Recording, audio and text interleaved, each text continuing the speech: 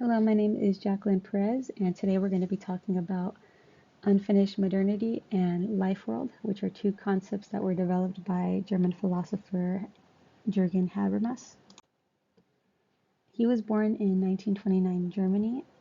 He spent the better part of his childhood during Nazi regime, and after the war ended, he attended the Frankfurt School. And his work focuses on epistemology and social theory with emphasis on contemporary politics and rational critical communication. And it's often highlighted that he was a member of Hitler Youth as a child, and how growing up within this environment during this time, he developed a unique perspective on government and society, which would drive his theories and research. But what I found interesting was that he was born with a cleft palate, and he had to have corrective surgeries for it as a child. And his speech disability gave him a unique perspective as well on communication, and this would become a motivating factor to research these topics. So one of his main concepts is unfinished modernity, and it stems from the term modern, which was developed during the late 15th century, and it was just a term to describe a separation from the past and the present, mostly in terms of religion.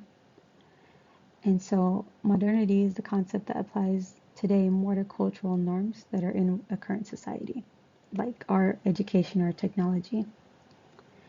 And what Habermas means by unfinished modernity is that there is no end to modernism within a society. And this quote, "It is quite true that cultural modernity also generates its own aporis." It's basically saying, or he's basically saying, that it's a conundrum because we're never going to be modern because we're always developing and growing as a society.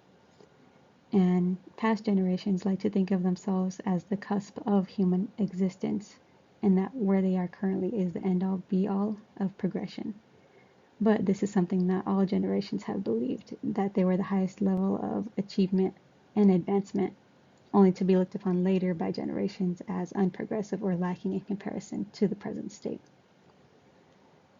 And this is the basis of Habermas's views of modernity as a work in progress. He argues that we will never achieve modernity in the sense of a finished product, as we are constantly evolving, and individuals therefore push society to continue to evolve as well.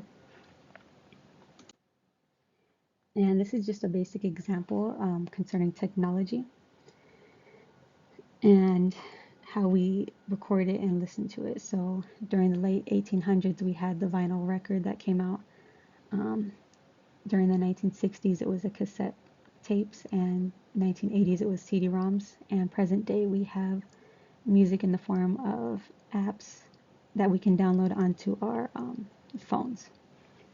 And these are the mediums by which we listen to or recorded or reproduced music. At each point, we assumed it was the end all be all, I guess. And this is just what's coming afterwards. And his second topic was, or one of his other concepts is Lifeworld. And it's described as the individual experience, so how an individual perceives the world and how they build a life around them based on relationships with other individuals or their daily interactions or activities. And within the life world, we are able to articulate ideas and communicate them freely amongst one another, which can work to progress society's way of thinking and ethics. But when talking about the life world, we also have to talk about systems, which can be examples of state, the economy, organizations, things that can kind of shape the life world. So there's public space, systems, and life world. And I'm not going to talk too much about public sphere. That's a separate topic, but what it basically means is the shared space within a society. So when you're thinking of systems, you're thinking about organizations, then they kind of weaken and suppress progress within societies through pushing their own logic and rationale.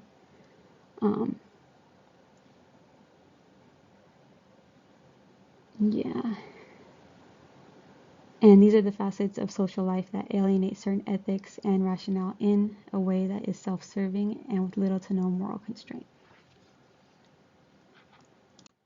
And just a quick example, through social media, you can see the first slide is just an interaction between a person on Twitter. They're posting a comment and others are responding to it within that person's life sphere. These could be family, friends, or just followers that they've acquired. And they're talking about music and having a discussion about, their opinions on what was the best year for new music. And the second picture is a system, which is an organization, Adidas, that are advertising their shoes, and they're shaping the way a person might think of greatness, because they use the word greatness comes with commitment, kind of saying, if you're trying to be great, you're going to commit, and this is what's going to help you is our product, these shoes that are going to give you endless energy. So yeah, sorry I got a little cut off there, but hopefully I gave you enough information about this topic, about this theorist, and that's basically the end of the slide. Thank you so much.